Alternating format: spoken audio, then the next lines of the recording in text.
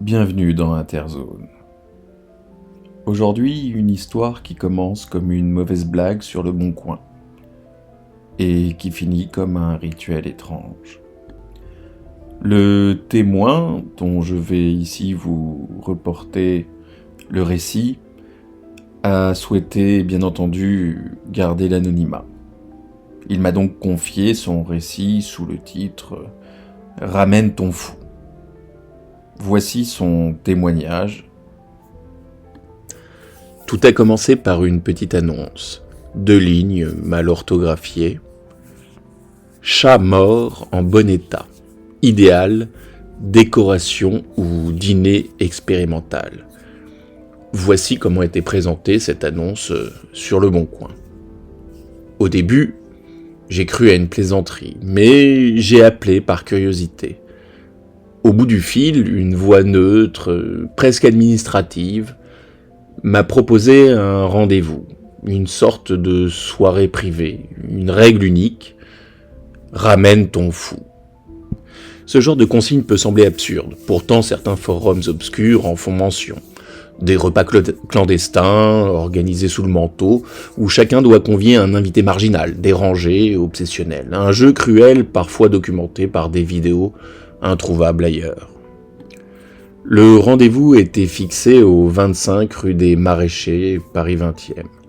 Un immeuble banal, façade décrépie, 3e étage, sans ascenseur. Rien ne laissait deviner ce qui allait se passer. L'appartement était modeste, rideaux jaunis, odeur de tabac froid. Une grande table dressée à la va-vite. Les convives arrivaient un à un, chacun avec son invité. Il y avait un homme en costume qui parlait tout seul, sans interruption. Une femme qui transportait des boîtes en plastique remplies d'insectes morts. Un type hagard qui noircissait sans cesse un cahier, ligne après ligne. Au début, on riait. Ça ressemblait à un jeu, à une sorte de dîner de cons inversé. Mais très vite, l'absurde a perdu son vernis. Les fous se sont mis à parler. Ils ne jouaient pas. L'un racontait qu'il entendait des voix, lui donnait des ordres. L'autre confessait sa fascination pour les accidents de la route.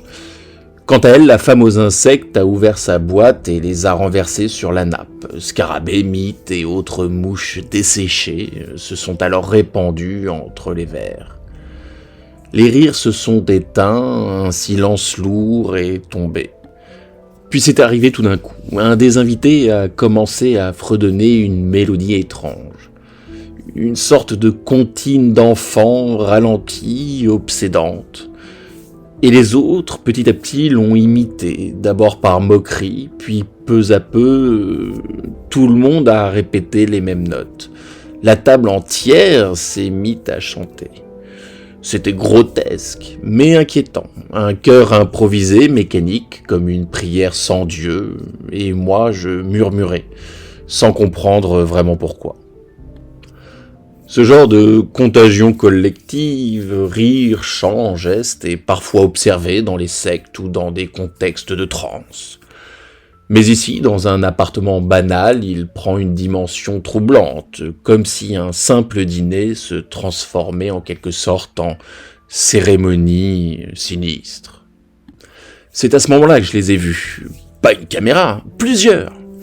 Dans les coins de la pièce, derrière les bouteilles de vin, fixées discrètement au mur. Nous étions filmés depuis le début. Acteurs involontaires d'un spectacle destiné à un public invisible. Mon cœur s'est mis à battre plus vite, je n'osais plus bouger. La mélodie, quant à elle, continuait encore et encore et encore et encore. Personne ne voulait s'arrêter. Quelques semaines plus tard, une vidéo a circulé sur une chaîne obscure du web.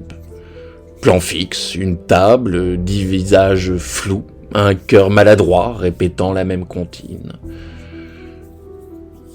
Le titre, Ramène ton fou, soirée interdite. Était-ce la même soirée? Ou une autre? Parmi d'autres? Impossible de le savoir. En conclusion, que signifie un tel dîner? Est-ce une comédie cruelle où chacun expose son monstre personnel? Un rituel improvisé destiné à un public caché? Ou bien plus simplement une preuve que la frontière entre la folie et le quotidien est plus mince qu'on ne le croit? Peut-être que la question est là. Jusqu'où sommes-nous prêts à rire, avant que le rire ne se retourne contre nous? Merci à vous, chers auditeurs, et à bientôt pour une prochaine sur Interzone.